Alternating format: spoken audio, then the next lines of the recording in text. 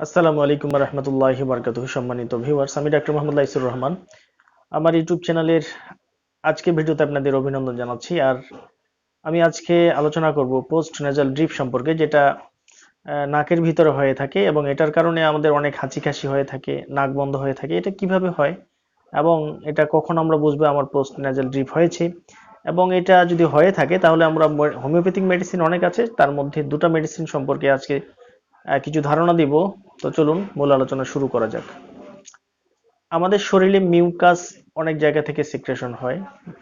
তার মধ্যে এই গলার মধ্যে এই জায়গাটা থেকেও, যেখানে টনসিল আছে আমাদের, এখান থেকেও মিউকাস মিউকাস আছে এই জায়গাটাতেও। এখানে মিউকাসটা উম, যে যে মিউকাসটা এখানে আছে, এই মিউকাসটা কিন্তু আমাদের শরীরের ডিফেন্স ফোর্স হিসেবে ব্যবহৃত হয়।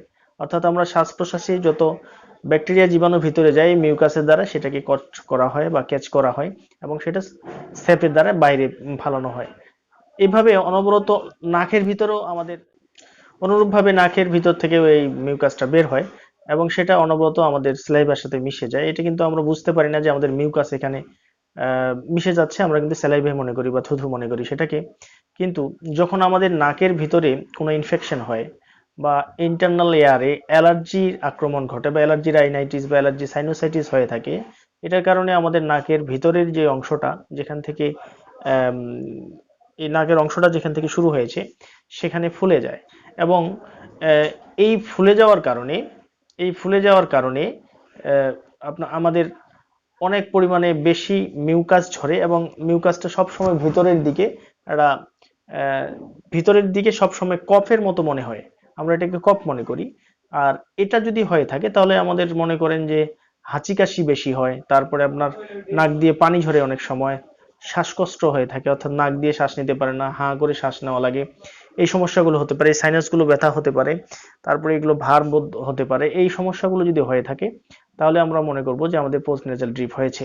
যদি পোস্ট নেজাল ড্রিপ আমাদের হয়ে থাকে তাহলে আমরা কিভাবে এটাকে আমরা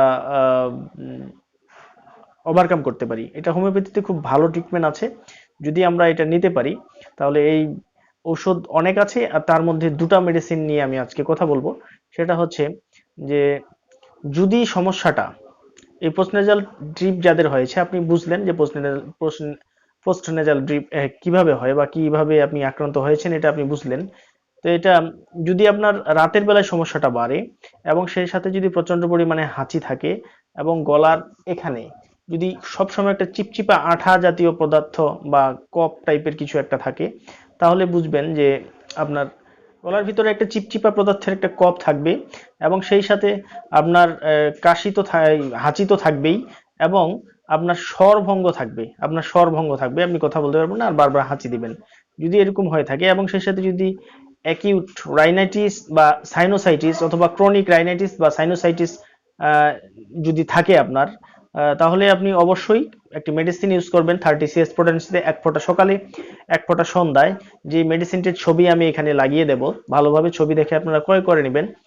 এটা যদি করেন তাহলে অবশ্যই মেডিসিনটি হচ্ছে ক্যালিবাইক্রম। এই ক্যালিবাইক্রম মেডিসিনটি যদি আপনি 1 ফোঁটা করে দিন 2বার ইউজ করেন, তাহলে 10 থেকে 15 দিনের মধ্যে আপনার প্রবলেমটা অর্ধেকে নেমে আসবে।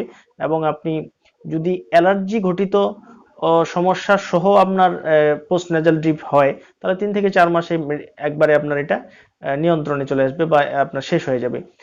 আর তারপরে এরপরে সমস্যা যদি আপনার স্টেকটিয়া পালমোনারিস মেডিসিনটি আছে, বা স্টেকটা পি, এটা 30 সিএস পটেন্সিতে আমরা 2 ফোঁটা করে দিন 2বার নিতে পারবো।